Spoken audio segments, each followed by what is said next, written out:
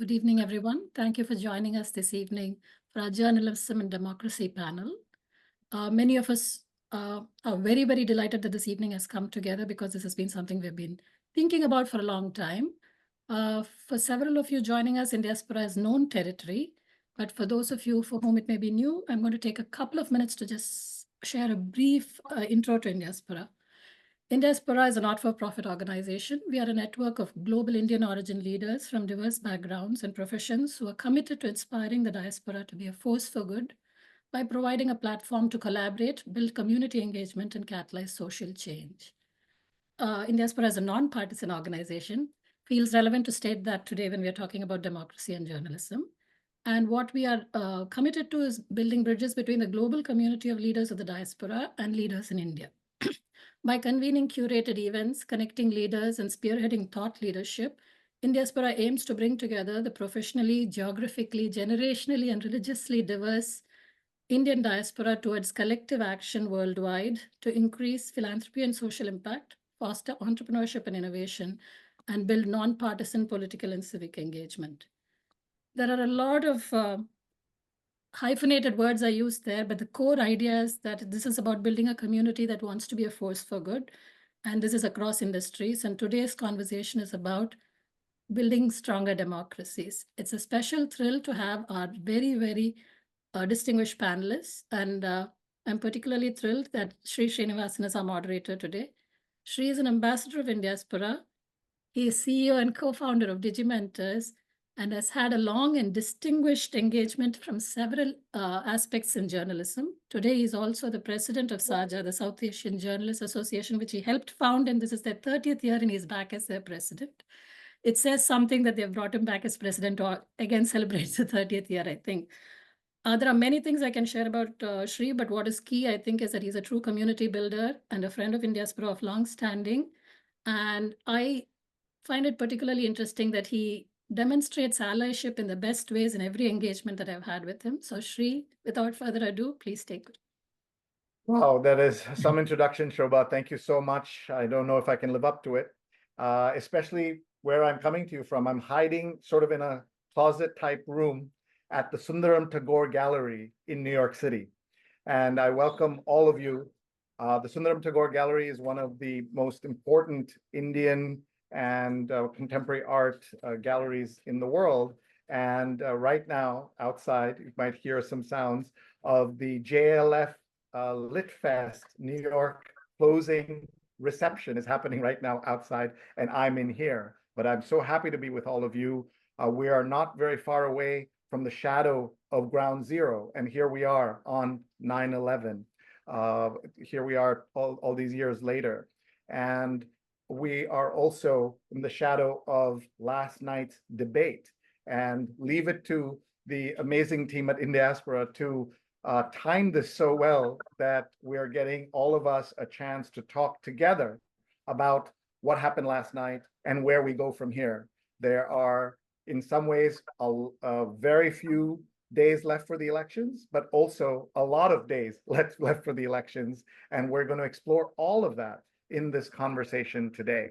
I would love for everyone who's watching to please tell us who you are in the comments, and where you're watching from, and also, how long you've been involved with Indiaspora. I think it'd be nice for people to hear that about each of you. So in the comments, please say hello, and we will come to you to get your questions throughout the conversation. I've told the team that my role as moderator is kind of timekeeper, and asking them to make sure that we highlight all the important points that they have to make, but also to really come to you, our wonderful Indiaspora audience, and get your questions. So please start typing in the chat, and we look forward to talking to all of you. So we hope to see you introduce yourselves. And the Indiaspora team is also here.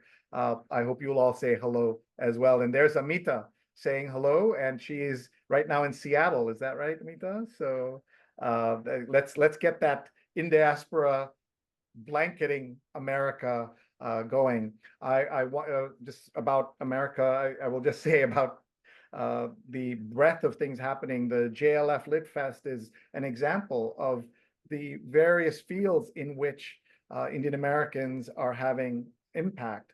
And after Houston and New York City, the JLF Lit Fest, which is partnering with Indiaspora, is coming next to Boulder this weekend, and the weekend after that in Seattle, and then the weekend after that in Raleigh and Chapel Hill. So if you have friends in any of those places, please send them to jlflitfest.org, jlflitfest.org. It's a fantastic program, and you'll learn a lot there, just as you will today. So our conversation is about journalism and democracy, and Indiaspora is showing its convening power by bringing together three fantastic speakers who represent all kinds of diversity in terms of where they look at where they come from in terms of the media landscape, as well as where we can hear from them their thoughts on where elections and democracy are going. So I'm thrilled to say hello to our three speakers who are with us.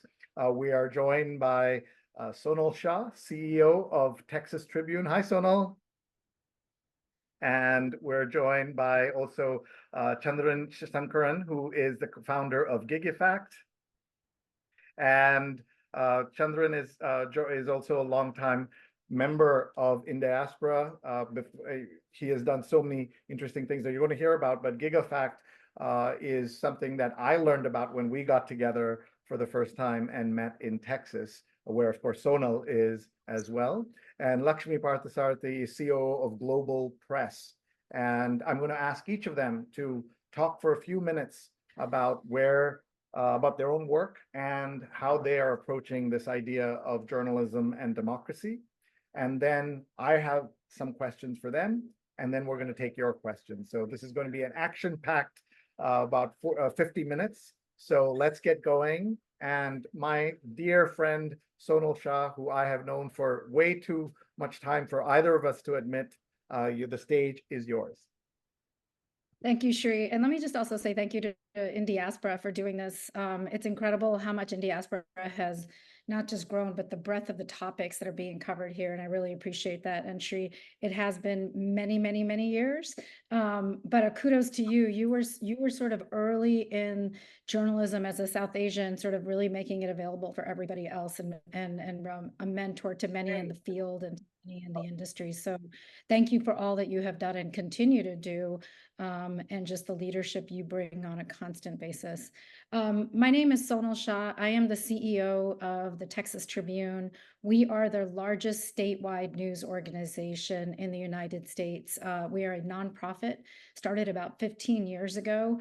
What we found about 15 years ago is that about 2,900 newsrooms have been are closing across the United States in local levels. So local news is shutting down, while national news is, there's limited national news, but actually a lot more, even less local news. And we started 15 years ago with the idea that no one was covering the Texas State House. And what we decided to do was to actually create a group of journalists that were only focused on the State House. Just to remember here, our legislature, the Texas legislature, only meets once every other year. So it doesn't even meet every year, it meets every other year. So the consequences of the decisions made every other year and only for 6 months has a huge impact for a year and a half for residents in Texas. So when we created the newsroom, it was really to invest in understanding policy in Texas and the impact it had on people's lives, policy and politics. And what we learned over the years is starting a nonprofit newsroom was more impactful than having a for-profit newsroom, only because the news industry was so dramatically changing with the ads going on to Google, Facebook, other places, that we were losing money, and there wasn't an investment in journalism. There was an investment in the technology, but not in the journalism itself. So by starting it as a nonprofit, we focused on really investing in the journalism. 15 years later, we have started now local newsrooms across. We're going to start a network of newsrooms across Texas because we recognize that 27 counties in Texas have no news. And what matters to us is that we are making sure there is valid good, reliable information in communities across the state. And we have helped nonprofit newsrooms across the country get started as they are starting their new models. So with that, I know there's much more to discuss, Sree, but I'm gonna turn it back over to you. Sure, thank you, and congratulations on what you've done with the Texas Tribune. I wanted everyone to see this true multicultural newsroom that you have, and not just newsroom, but the entire team. And tell us a little bit about where you are in Austin, and what is the funding model, and how people can support what you do. So just to say, the newsroom reflects the diversity of the state itself. We are 40% Latino, Hispanic, 13% Black, largest Black population of any state in the United States, and 6.5% Asian American and growing. So it just sort of reflects what our state looks like, and the newsroom reflects that. We are based in Austin, Texas, but we have journalists in 16 cities across the state, and we cover regions in North Texas, East Texas, South Texas, and West Texas. And we think it's important to be representative of Texas. And we cover everything from the State House now to education, K through 12, higher ed and pathways, public health, mental health, and women's health. Can imagine where some of the stories are going on women's health in Texas. And we cover energy, environment, and climate across the state. And what we have found is our job is to build trust across the state. We are a nonprofit, which means 25% of our funding comes from foundations, 25% of our funding comes from individuals, 35% of our funding comes from advertisements. Because we do a big festival called the Texas Tribune Festival, and we do about 40 events a year. And then about 10% from membership, and some odds and ends on syndication and other pieces. But it's a pretty diverse funding source. And for us, it's important that we stay diverse and not too dependent on any one funding source. So in case there are other things happening, we are always maintaining that diversity. And we want everyone who can donate. Look at this interesting thing you're offering, a luxury 2-night escape to Lady Bird Lake in Austin. That's kind of cool. So everyone, please check out texastribune.org. All right, let's go now to Chandran. Chandran, the floor is yours. Yeah. So a couple of years ago, after a career in tech, building software companies, I launched a nonprofit called Gigafact. So I'm the founder of Gigafact. And what Gigafact does is essentially it's kind of built on the theory that has started becoming established in the last decade or so of fact check. So when you see a claim on social media and someone with credibility and kind of great sourcing intervenes in that claim and brings facts to bear, people may not like it, people may not agree, but it tends to chill the virality with which those claims spread. And there's some really interesting research on that. With that kind of as the starting theory, what we decided to do was create an opportunity for hundreds of local and regional outlets across the United States to add a fact-checking desk to their regular operations and actually teach them and give them software tools to intercept claims on Reddit and Facebook and elsewhere on social media that's in their wheelhouse that pertains to the communities they operate in. So for instance, we have a network of newsrooms that we've brought into this process.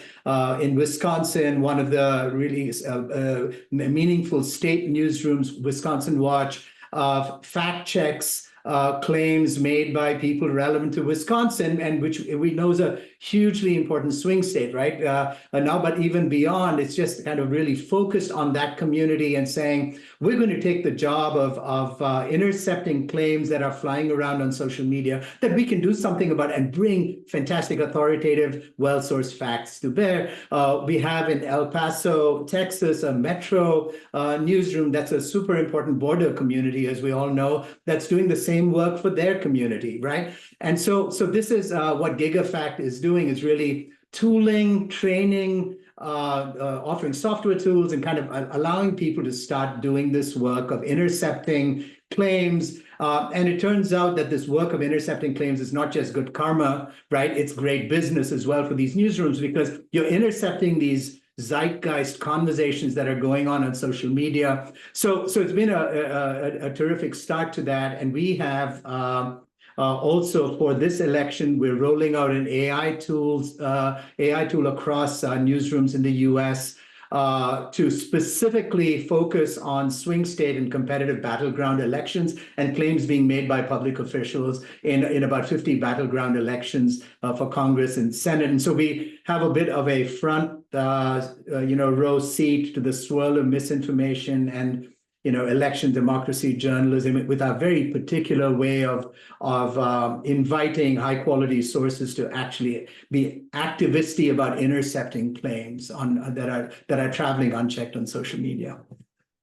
I love how active what you're doing is, and that interception is a great way to think about that, and intercepting because we now have to be active, all of us who are trying to navigate the landscape, the media landscape that's changing. You have to be active. So we're just looking at your site at gigafact.org. So everyone, please check that out and tell us about your funding and how you do your thing. Yeah, so we are funded largely through a few philanthropies and several individuals, and we invite anyone who wants to donate a small amount to support Gigafact to do that from our website through this donate button. If someone wants to be a more substantive funding partner to Gigafact, shoot me an email at chandran@gigafact.org. We are doing mighty things with a small budget. We are a team of about 6 people. 2 of them are software engineers. So we're a very tech-forward nonprofit because what we're trying to do is kind of create this model so that literally hundreds of local sources can be doing this work. And in so doing, we're building kind of this large kind of level of resilience and inoculation against carelessly flung information in all the places that people consume it. Well, thank you, Chandran, for doing that and helping so many people understand all the problems that are out there. By the way, is that a rocket that we see behind you from the Tintin comic books? You win a prize of some sort. It is a rocket from the Tintin comics, and it's a very, very peculiar subsegment that recognizes it, and it's out there as a Rorschach test. So I've judged you. Yeah, and that's from Destination Moon, that some of you will remember as one of the great literary masterpieces. Yeah, exactly. Yeah. And since we, Indian Americans and Indiaspora folks know Tintin, I'm going to show everyone that cover. Yes. And so there you see it right there. That's the cover, and right behind Chandran there. So that's fun. And thank you so much again, Chandran, for being with us. I'll just read some of the comments. I'm asking everyone who's watching, including Indiaspora staff, to please introduce yourselves. And Indiaspora team, tell us what you do for Indiaspora. But everyone watching, please say hi. Shweta's watching from New Jersey, and she says, unbiased journalism times multiracial democracy, one of my favorite topics. Thank you. And Arun Kumar is here. Great to see you, Arun. And it says, great to see you, Sree, Sonal, Laxmi, and Chandran. A great group to discuss this topic. And I want to hear from Arun in the question and answer section myself later. So everyone, please continue to do that. Laxmi, over to you. Well, thank you, Sree. And I'm so glad to be here with Sonal and Chandran. Huge fan of the Texas Tribune, have been for years. Great local journalism. And I think fact-checking, after we just saw last night's debate, is critical in this country and around the world. So my name's Laxmi Parthasarathy, and I'm COO of Global Press. We actually don't operate in the United States, but I think I have a really interesting perspective on this topic because we're actually an international nonprofit news organization. We've been around for about 19 years now, and we train and employ local women reporters in some of the world's most pressing some of the world's most challenging parts of the world. And these are on really pressing topics in places where issues are acute, underreported, and connected to wider global trends. So we've trained hundreds of reporters since 2006 and employed them. And today we focus on investigative and explanatory coverage of global health, civil liberties, and the environment. And all of this journalism, which I think is so important, is both for local audiences and for international audiences. Often journalism is not by people that it is for. And that's, I think, a really important part of the conversation today when it comes to journalism and democracy. Like, who is journalism really for? Who is part of producing that journalism? And I think that's something that local reporters, I know and Sonal's work at the Texas Tribune, she knows about this. At Global Press, local access to sources is unprecedented when you're dealing with people that actually live in the communities and understand the topics so deeply. We work in places such as Mexico, Uganda, Sri Lanka, Zimbabwe, Democratic Republic of Congo, some of the hardest hit by attacks on press on freedom of the press. So, this is something that we're very familiar with every day. We're dealing with many challenges, but we also know of the opportunities that come along with local reporters. They're unique in the fact that they have this unprecedented access to local sources. They can build trust with their audiences. Often they understand the issues they're covering, both from firsthand experience or proximity to the issue. We also know that, having an understanding of the language that they're using to report in is really important, right? Like, being able to connect with your sources in the same language that they speak actually has a significant impact on the final product of that story. So that's really critical. And I'm sure, Sonal, you experience that with Spanish and English in the state of Texas. Now, at Global Press, we've published over 10,000 stories at this point, and many of them lead to changes in laws, influencing reforms, and they undo harmful stereotypes, global stereotypes that I think all of us really need to think about when we're talking about international news coverage. So, when it comes to journalism and democracy, I think Global Press is such an interesting case study for how you can cover topics that are both locally relevant and globally interconnected, and how stories are just really good stories for people, and that it's not necessarily about, making sure that it is just for a very specific subset of people that can access these stories. So that's what Global Press is all about. We've been around since 2006. Yeah, thank you. Thank you. I think it would be helpful, maybe, Laxmi, if you can explain investigative journalism and service journalism to this particular audience. Everyone here is a consumer of media, but the four of us here might be using some jargon that not everybody understands. So sure. One of and by the way, while you're talking, I'm showing everybody globalpress.co, and folks should take a look at that. And also, you can tell us about your funding model and things like that. Thanks. Absolutely. Thanks for this question, Sree. So first of all, we have the luxury of not covering breaking news, right? We don't cover the volcano that erupted on the day that it erupted. We're there tracking it 5 years later to tell you exactly how much money was spent on the recovery efforts or the relief to the communities that surrounded that volcano. But we're able to really deeply investigate stories over a long period of time.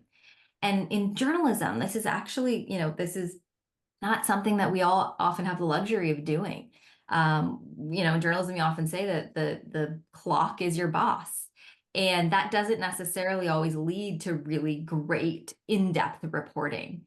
And so being able to really kind of delve deep into topics that are complex, that require deep dives into data and into local sources, into local officials that might be hard to access over a period of time, really tracking, government responses, for example, all of that lends itself to really excellent investigative journalism, and that isn't necessarily done quickly. So there's a real difference between breaking news and investigative journalism. And then just a little bit about our funding model. Similar to others, as a nonprofit news organization, we are heavily funded by philanthropies, so foundations. They're all listed on our website, globalpress.co, under funders. And then we have some individual donors, and if you are all interested in donating to Global Press, you're able to do that at globalpressjournal.com. Just hit donate. And that's, that makes up our fundraising portfolio. Thank you. And again, you can see what a great group of folks we've assembled here. We'll all benefit so much from hearing them talk about what we're looking at. So let me, Sonal, as you look at the state of journalism, so much bad news over the last few years. You alluded to that. The landscape has changed. Shobha kindly mentioned that I had started SAJA, the South Asian Journalists Association, saja.org. And she was saying it's a great sign that I came back after 23 years to be president of SAJA again. It's more like a punishment and paying for my sins, but it's wonderful to see that the young people today still want to go into journalism, still want to have an impact. But something like 25,000 journalists have lost their jobs in this century, just in America. And that's why we need places like Texas Tribune and how you are covering. There's this term that our audience may not know, the news deserts, right? Like you were saying, so many counties in Texas without news, without access to news. So talk a little bit about that and how you see your role as Texas Tribune in terms of connecting and helping to make sure that we have democracy that we can continue to cover with our journalism. Yeah, thanks, Sree. Important questions. And just quick facts again, 27 counties in Texas have no journalism whatsoever. We have 254 counties in Texas, to be fair. Half of the other counties have maybe news 2 to 3 days a week, which means almost a half of Texas doesn't get enough news. And what has happened is today, most news, whether it's even local TV, it's national news that people receive. They don't receive what's happening locally in their communities. So what's happening with your city council, what's happening with your mayor, what's happening in your communities, what are the arts and culture issues that are happening. So sometimes what happens when you don't have local news is you also lose the culture of what the community feels like, right? You're not actively participating. And what we know is when people don't have news, you have fewer people participating in elections, fewer people participating civically, and more importantly, things like municipal bond ratings are affected when you have no news because there's no one holding anyone accountable to whether what an official is saying something truthful or not is not true. So when you think about news, it has actually both an economic and a social impact, and to keep that in mind. I think too easily today we think about information as news. So just because you get something on Facebook, and it's why Gigafact actually exists, right? Just because you get information doesn't mean that's news.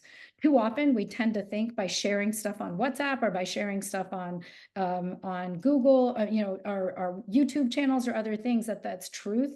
We have to understand that understanding what is actually relevant, and when it's good journalism, you've actually spent the time to understand what's actually happening in the community, and you investigate it, you understand it, and then you relay that information to people. So why it matters that there's local news is that while we might provide the information for free, journalism is not free. It takes time to go do that work. And just to add to Laxmi's comment about investigative, we did one on Uvalde after the shooting in the city of Uvalde, and we were there long after everyone left. Right. And we spent the time understanding what was happening. And the reason we were a Pulitzer finalist in that category this year is because we actually learned after all that time that what the teachers were training their students to do and what the police were being trained for were two different things. And the reason the police didn't go in is they actually didn't think there were students in the school because it was so quiet. That kind of information, that kind of investigative journalism took us 6 to 8 months to investigate, to listen to every transcript, to understand that. That takes time to understand. And what will happen is police training will change, teacher training will change, but you'll have a different conversation that happens over time. But that work takes time, and it takes effort, and it takes energy from your journalist to spend that time doing it. But it's important that journalism, what happens in communities is when you have that information, you actually investigate. We did a story on a town in Texas that hadn't had an election in 18 years because there's no news. and nobody was holding any of the officials accountable. And so people just didn't have an election. When you have that kind of work, you sort of have to wonder, like, what does it mean for local democracy? Not big D democracy, not the national elections, but what does it mean for local democracy? Because for most people, democracy is felt, whether you're in Tanzania or Uganda or the United States, democracy is felt at a very local level. It's not felt at a national level. It's very local about what's happening in your community.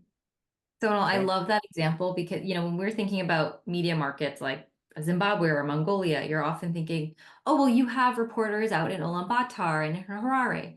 When we say local, we're not talking about the capital cities in these countries. We're talking about literally local reporters. So that means sometimes that's news deserts. Sometimes that is a place that maybe has just really poor employment practices when it comes to actually creating high quality journalism, right? There's so many ways to kind of dissect the system around journalism and that final product, and ways that we can kind of sew that work back together, from high quality employment to access to the actual audience, making sure that that final product gets to them. That's so critical. And it reminds me of one example from Zimbabwe, where really great investigative journalism related to gold mining, artisanal gold mining. A deep, long-term investigation done by Linda Majuru in Zimbabwe required, first of all, Linda to have high-quality employment, for her to be part of our duty of care program, which is a safety and security program for local reporters when extraction isn't an option, when there are attacks from governments, when you are investigating topics that they might be challenged by. But it also was incredible to see Linda not just rely on the data she gets from local officials and international reports, but literally go and test water in her community herself to find out what the level of mercury is in that water that's being used in artisanal gold mining. This incredible story about international reports, but literally how the government has banned the use of mercury in artisanal gold mining, but actually no miners actually know that it's banned, and everybody's using it. And it's actually making up a significant portion of their economy in terms of their exports. And so, this is a global story, actually, because we all consume gold from different parts of the world, and we want to understand where it's coming from. And it's also a story for local miners that need to know critical information about how mercury is having an effect on their own health. Oh, and guess what? The mercury ends up in the water that's being shipped, consumed by the neighboring community, and the neighboring community doesn't know that there's high levels of mercury in their water. And so that's also a public health story. So you can really see how a story can take so many different layers and levels, but it's also really important for your community, that local community we're talking about, to access that story. So that means we were on Zimbabwean public radio talking about that story. We were in local WhatsApp channels sharing that story. We were giving presentations to miners associations to make sure that they had access to that story. And then we also worked with PBS NewsHour to do a segment on their evening news with Linda Majuru for an international audience. So there's so many different ways that we can reach people through really great investigative journalism. Thank you, Laxmi. And one of the things that you've mentioned, both of you have mentioned so far, the importance of connecting and collaboration within journalism. So I want to hear from Chandran about the role of collaboration. You laid out so many different newsrooms that you're working with, and why does that matter in terms of the democracy that we're all making sure that we have in this country and everywhere? Yeah. Let me layer on a couple of pieces of data to the comments that Sonal made that so resonate with the Gigafact mission too. So not only is and the way Laxmi was talking about, not only is local news kind of deeply needed and connected to the community and enabling of so much, it's also the case that according to a Pew research study that was done, that local news is vastly more trusted by communities than national corporatized media is for better or for worse, they've kind of like worked themselves to a pretty tough spot. And I think local news continues to have the ear of the community. And so part of the reason why we started working with local and regional newsrooms is that they're kind of starting from a trust baseline that's already higher. The second thing is that a study published by Duke University, their journalism department last year, studied the fact-checking of public officials. And we saw the debate last night, and we heard about the immigrants, dining on pets comment, and the way it was in real time fact-checked, right? And what fact-checking does is that it kind of adds some guardrails, it kind of adds a caution flag, right? That makes it less easy to just roll out whatever you want to say. And a really interesting study shows that the moment you get local, right, 50% of governors' statements have ever been fact-checked. 16% of senators, 8% of Congress leaders have ever been fact-checked by their local, regional, home news services. 0.5% of state legislators and mayors' statements have ever been fact-checked, right? So it really is, we see the tip of the iceberg of this kind of large national fact-checking idea and the guardrails around it. But it really disappears as soon as you get local. So both local news is trusted, but there's also this kind of total absence of accountability and holding public officials accountable, which is so crucial now for democracy. So on the collaboration point, we decided that we're going to work with local newsrooms that clear the bar on transparency of funding, a really big commitment to nonpartisanship, and a readiness to be fact forward and not tell an ideological story. And we invite them to be part of Gigafact, and we then work with them. It's not Gigafact's voice. We are trying to tool them to be effective fact checkers in their communities and get the benefits associated with doing that work well. So everything about Gigafact is about identifying these newsrooms, helping them learn how to do this work, which is quite a bit different than the investigative work and the other traditional reporting work that they're doing. And until they start seeing the benefits of it, we kind of hold their hand. And once they start seeing the benefits of it, it really is, it's quite something to watch. And so it's a very collaborative affair, but the way we think about it is that we're also attacking the parts which are both the least provisioned right now in our democracy, and partnering with people who are the most trusted, ironically, right? Yeah, that's a great combination, and you're able to do that. So one of the things I want to remind people is that this conversation is right now live on the Indiaspora LinkedIn page, and I'm just going to show you what that looks like. So this is kind of weird. We're a few seconds delayed, of course, between the two. So Chandran is still speaking there while we are here. But everyone, please, I know you're all big LinkedIn users. Please follow Indiaspora. Look at that, 25,000 followers.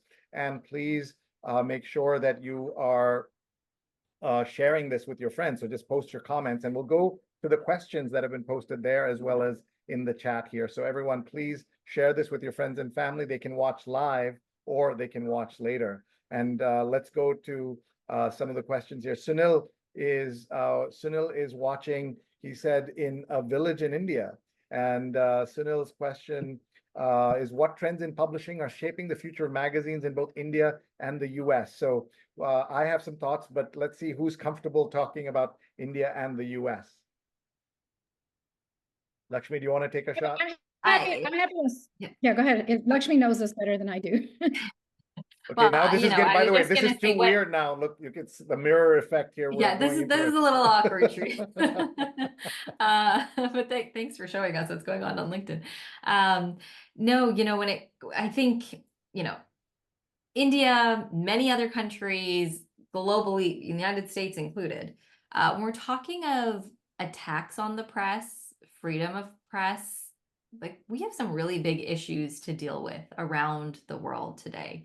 We're talking about India. We need to also recognize that, out of 180 countries, India ranked 161 in Reporters Without Borders World Press Freedom Index in 2023. So it's gone down 21 positions. You know, in 2023, we actually did and you know, we obviously know about many of the issues going on across the United States. I don't think like that's what's really eye-opening here, that no country is really perfect at this right now. But I think there are some major issues that need to be addressed both here in the United States when we're talking about freedom of expression, everything that we experienced over the last 4 years. I know Texas Tribune and other local newsrooms really were challenged with that. We had a lot of newsrooms coming to Global Press asking us about our duty of care program, our local safety and security program that focuses on digital, physical, emotional, and legal security for local reporters when evacuation and extraction isn't an option. And in 2023, we actually did a piece on global press freedom, understanding what the state of global press freedom is around the world. And we conducted a survey of 499 media workers in 33 countries. 39% of those interviewed responded that they felt less free since 2020, since the pandemic, while 26% felt a lack of implementation of press freedom laws. So when we talk about democracies and we talk about press freedom, there's you know, what's written in law and what's actually happening on the ground, right? And so we have a lot of experience with kind of this decay and this decline in press freedom around the world since the pandemic. I may add something, Sree, just really quickly. So I think the questioner was asking about magazines in particular, and I'm going to completely not answer that and instead say that as we were exploring, is there a possibility to start a Gigafact India? And I was in conversations with the head of a big journalism program in India, you know, and he lowered his voice. I've not been in a conversation like this. He lowered his voice and looked around and he said, we won't get any funding in India for a Gigafact India because no philanthropist will put their money here if they're going to get an income tax raid in the week following, right? So the kind of the practical aspect of the chilling of journalism and that freedom that Laxmi is talking about. So literally, I was told, come back in 2 to 3 years when there's kind of like a very different climate in India, and so there's no kind of room for a funded fact-checking model in India. But it just as an indicator, and it's an anecdote, right? But I do think there's yeah, just in support of that point. Thank you, Sonal. Sree, can I just add a couple of things? So one, it is easy to blame the press for everything, whether it's in the US or globally, for things that you don't like to read or truths that might come out. The job of the press is to hold a mirror to ourselves. Are we doing the things that we're saying we're doing? I used to be in government. I know how painful it was to have bad stories written about you. That's important. But there's always been an understanding that the reason you have stories being told about you is to hold yourself to the mirror and saying, are we doing the things that we're saying we're doing? If we are friends with anyone, it is probably a bad thing, right? We should not be liked because we're doing our job well, which is holding officials accountable, making sure the policies are impacting the people that we're saying we're impacting. That is the job of the press. I feel like it's easy to punch the press all the time. And the reason we exist is, just imagine all these people that are going into these communities and to these countries, they're doing it out of not even their own safety. They're, you know, it's not even clear it's always safe for them. We saw what happened in most recently in Russia and you know, the Wall Street Journal reporter, and we had to get him out. And it's just, it's not safe at times, but you do it because you believe in it. On the publishing side of this, just to keep in mind, it is hard today to get paid to do journalism. You know, that's the magazine. Fundamentally, paid journalism is expensive for profit because there's so many ways. You have to be thinking about which platform is someone going to find you on. I don't just get to publish it on my website. I actually think about do I have an Instagram reel? Are we on TikTok? Are we in YouTube? You have to think about all of those platforms you have to put that information on in order for people to get access to that information. Many times when you go onto other people's platforms, you don't get the revenue. So if I go on YouTube and my story is read on YouTube or on Instagram, the revenue goes to Instagram, not to us. So to think about how do you get paid in a time when people want free information is hard. And that is actually, I think, for magazines, both in the United States and in India, newspapers, it's the same question. And even for digital organizations like ourselves, it is hard to figure out revenue models, because that's why we do events, because it is not as simple as people getting free information. But again, journalism's not free. The information might be free, but the journalism doesn't come free. And it's also not free, because even if you're not paying for it, you are the product, right? Famously with Facebook. And so you're paying for it some way. By the way, speaking of Facebook, we're also live on the Indiaspora Facebook page. Please share and like there. And also please follow us on Twitter. Indiaspora Forum is the Twitter site, and they're doing live tweeting as we're doing this. A great team at Indiaspora. We really appreciate you sharing these thoughts that are coming out from our speakers. Speaking of money, Sanjeev, our CEO, was asking a question in the chat that I'm sure everybody's seen, where he was talking about how these folks are from nonprofits, and it seems that there is no commercial market for the type of work they do. Is that an accurate assessment? Will the world actually pay to consume fact-based news and analysis? And we were just talking about that. I would say that you are in, you're seeing here 3 of the best world-class nonprofit efforts in the news business, but there are also thousands of very important news organizations in the US, some tiny and some huge. Just outside this door, for those who joined, I'm at the Sundaram Tagore Gallery for the JLF final New York celebration. Dean Baquet is here. Dean Baquet is the former executive editor of the New York Times, editor-in-chief of the New York Times. And he and I were just talking an hour ago about the importance of nonprofit journalism. We need both, and we need the Indian American community to support nonprofit newsrooms, but also other newsrooms. One of the things I do every Sunday on my social media channels is read the New York Times or another newspaper out loud. And I do it not to support the New York Times, but to encourage all of you to subscribe to any news organization, your local newspaper, your local digital website. Support them. It'll make a difference, material difference in what we're doing. We have about 12 minutes left and lots of questions and comments coming in. So please keep posting your questions. Annie says, how do we as consumers of social media filter out fake news, especially as we near the election? How can we avoid the he said, she said game in media and make informed choices? And that got 3 thumbs up. So that's a very important question. Chandran, we'll start with you. Well, so it's filter out perfectly, big job, right? But the way you make a start at this stuff is, number one, don't share content that you haven't verified. If it doesn't make sense to you, don't instantly share it, right? So it's just kind of a practice so that you're kind of reducing that. The second thing is go to Duke Reporters Lab. They've got a list of 140 plus or 200 plus fact checkers around the world. And if you're caring about is this true type things, do a Google search.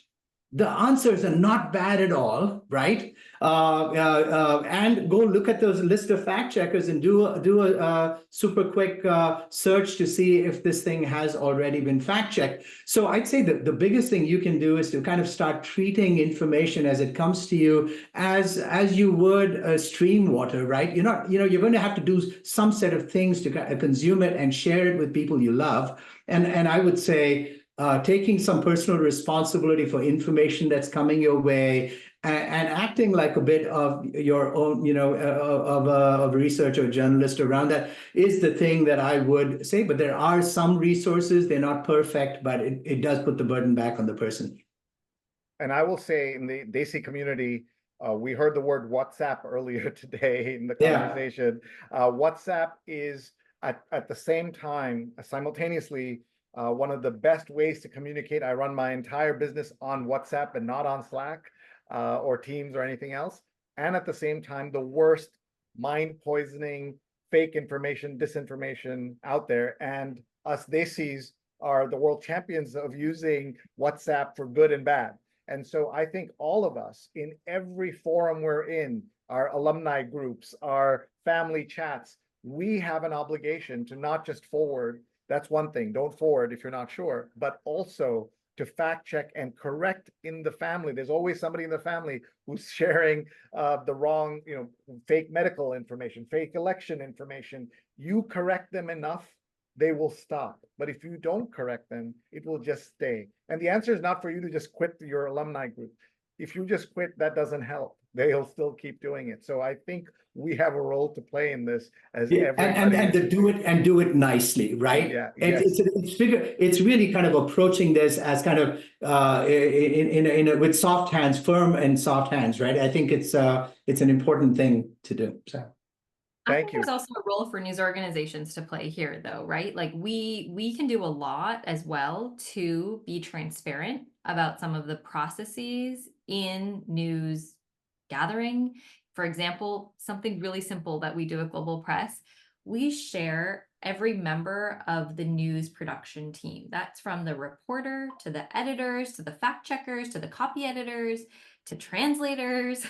Everyone that has touched that story receives a byline on that story, and they get the transparency. Their audience gets the transparency in, oh, well, I know exactly who touched this piece, and it went through many different hands. And I don't think a lot of people understand the actual process of journalism. It's been such an elite and kind of inaccessible space for so many. And I think there's a lot that we can do as news organizations to actually, not totally take on that role of media literacy, but to at least create some transparent processes in our news production, news gathering, and presentation. I think there's some great organizations out there helping news organizations learn how to do this. Trusting News is a really great organization out there that helps other news organizations and consumers of news really kind of understand how a story was put together, especially when you're dealing with investigative journalism and wanting to learn whether or not you should trust that piece, what you should look for. Thank you. We have lots of questions coming in and only a few minutes left. So let's run through these very quickly. So short answers, please. What role does social media platforms of all kinds, what do they play, and how can they be held accountable for sharing false news? Chandran, your thoughts? Yeah, so social media platforms, it's time to have responsible regulation of social media platforms. The good news in all of this is that you can actually construct regulatory frameworks for social media platforms that's not based on adjudicating truth versus lies, but just good process. So for instance, a short delay in the like button reduces the virality of flow of information. There are lots of kind of safe windshield kinds of design things that can be done to really dramatically change the alignment of social media with kind of good information as opposed to just popular information. It's not hard to do. It has to be done to have any meaningful long-term solution, because they've kind of monopolized where consumers get their information from. And if the only 5 dietary choices in front of my door were 5 fast food restaurants, it's going to be an unhealthy world, right? And we are in that space, and we're all trying to do the best we can, but there needs to be a conversation about responsible regulation of social media. Thank you. A question came in from Pushpita, who says, this panel focuses on diversity. Study after study has shown newsrooms lack ideological diversity. What are the panel's thoughts on addressing this gap? I have some thoughts, but I'm going to have Sonal talk about being in Texas and how do you ensure you have different perspectives so that the news doesn't all come from the same side. Yeah, we go very far. Like, one of the things that we have made a very clear decision on is we don't do editorials, we don't do opinions. we don't do endorsements. Our job is just to relay the facts of what we see, and we let people make the decisions that they do. What we take pride in is that we have both Republicans and Democrats donating to us, and members of the organization. So many times we get people who love Ted Cruz and who hate Ted Cruz, who love Dan Crenshaw, hate Dan Crenshaw. But it's important for us that we're getting all of that, because it's important that we're relaying the information in a way to help people make news accessible to them. Again, if we do our job well in the way we think about it, you're going to ask the next 10 questions of like, okay, I now know this. What do I need to ask of my officials, or what do I need to do? What we try not to do is give opinions about what we do and how we do it, but getting access and talking to Republicans in the state legislature, talking to Democrats in the state legislature, talking to independents across our state. We make that a point of the work that we do, and certainly our journalists, I know, are out there doing that, but it's a reason we don't do editorials and opinions. Okay, that's very smart. I will just say one thing about ideological diversity, which has become something that every newsroom that I know has gone out to seek out people who represent different views. For a long time, lots of newspapers only hired, say, Ivy League's students, and all of that is changing. But one of the reasons is that not everybody goes into journalism. Part of the reason why you may wonder why the idea that lots of journalists are liberal comes from the fact that if you are someone who is conservative and likes this, by nature, you are happy with the state of affairs.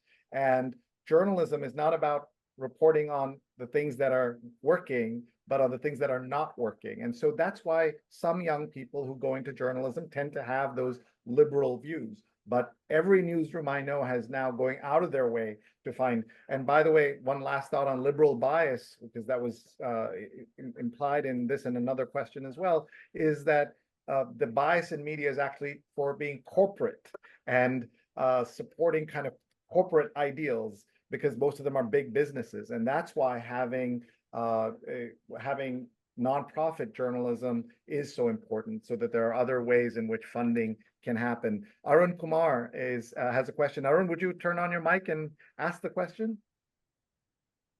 Well, yeah, first of all, great conversation and great to see all of you. My question was really about which newspapers today do you think are the most independent, maybe fearless, whether in the US, India, or around the world? And the example I remember is during the emergency. Many of you were probably not born then.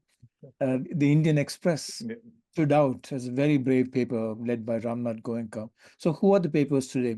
In India, I've noticed today that the regional papers seem to be much more independent than the major national papers. That's a really great question. And thank you, Arun, also for all your support of Indiaspora and for being a speaker so often and being part of the community. We are really grateful to have you all here. If you don't know Arun, look him up and his amazing background, and real pioneer in the Indiaspora world and American world. I'm going to ask each of the folks to kind of respond to that question, but we're also, because in the interest of time, I'm going to just combine it with another question that came in. So if you can each kind of talk about this, and this is, I love this from Shobha, that if you each were to moderate a presidential debate this season, what would be one question you would ask the two candidates at the presidential level? So if you can bring in both of those thoughts, we'll start with you, Chandran, on those two. So I'm not going to name a newspaper, but what I will say is that as we've looked for criteria for news organizations to join Gigafact, one of the things that we've started doing is to say, who separates editorial from factual reporting, right? Who's willing to make that kind of brave decision? Because it is a brave decision, right?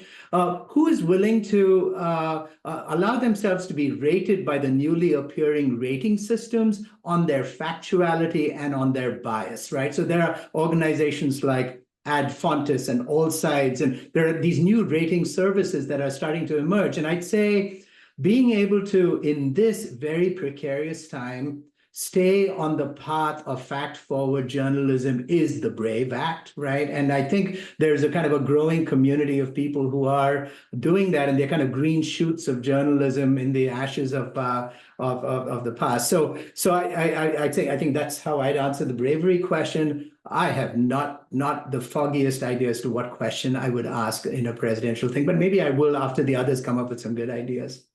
Okay, Laxmi, over to you. I think I'd also pass on that Shobha question, even though it's a very good one. I think it is, when you take a look at any news story in any news organization, I encourage you to look at the sources in that story. Are you only hearing from the World Bank and the IMF and the head of X government? Is there a local voice in it? Did you get an actual quote from someone that experienced what's happening in the story, the issue in the story? Is there a diversity of sources? Is there a diversity of experts? Are there a diversity of voices, maybe on both sides of the experience, of ideological experience, whatever that might be? But a diversity in sources is often a really great sign of strong journalism. I think the second is when we're talking about some of the things that newsrooms can do to just be transparent in their practices. And so look for, who wrote that story? What's the, not just the byline, but the date line? Was it a story reported in Kirumba, DRC, but why was it filed in London? Right? Like, what's the connection? And is that actually local reporting? Is that laptop journalism? Like, who actually wrote that story? And then, I think the work that Chandran does is so important. I think, Global Press, we employ fact checkers. And I think it's really important, even as journalists, for us to constantly keep our processes accountable and to make sure that there is an accuracy process throughout. And so, that's a really great sign of strong journalism. So those are 3 tips I'd give everyone to follow. I don't know that I have anything to add to Lakshmi's great points on the 3 tips, because I think everyone should follow those tips.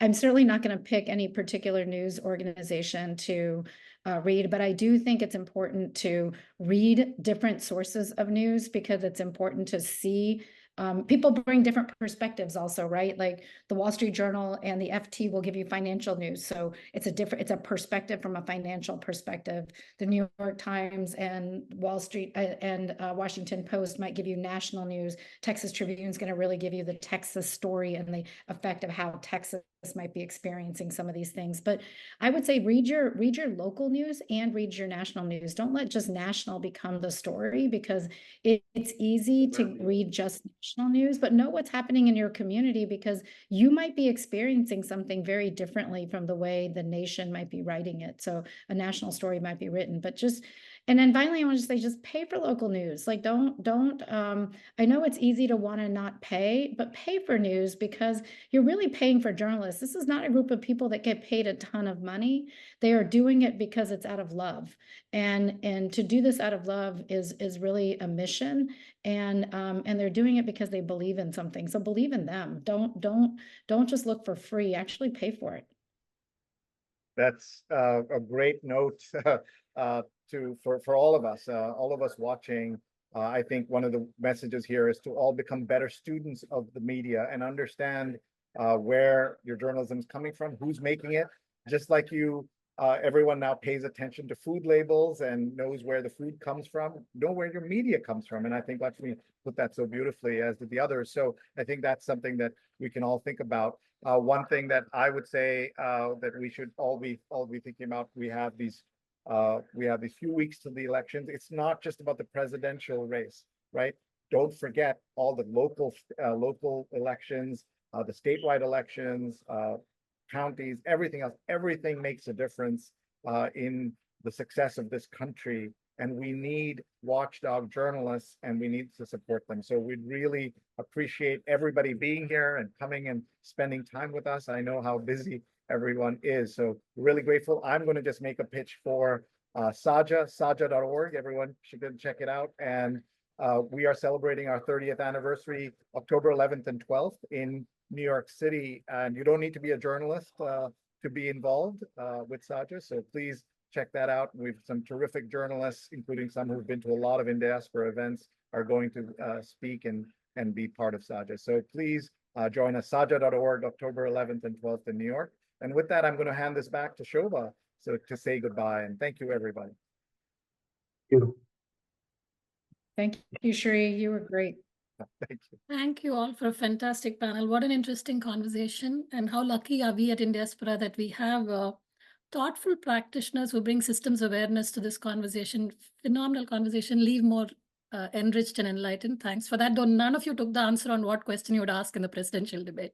I'm going to have you come back on that and answer it at some point, I think, which is actually on par. Yesterday, neither of them answered any of the questions. So you guys were all pretty darn good at this too, I think. Thank you, though. Fabulous conversation. And one quick note I wanted to make, because Amita and I encountered this as we were putting this panel together. We were so happy when this came together and the depth of talent in our community. But somebody did write to us and point out, what about science journalism? So we are now aware that despite the breadth of what we think we are trying to capture from local to global and all in between, there are many aspects of journalism we are not going to be able to cover in one program. So hopefully it'll be a series over time that we get to cover. Thank you, everyone. From all of us at Indiaspora. Take care.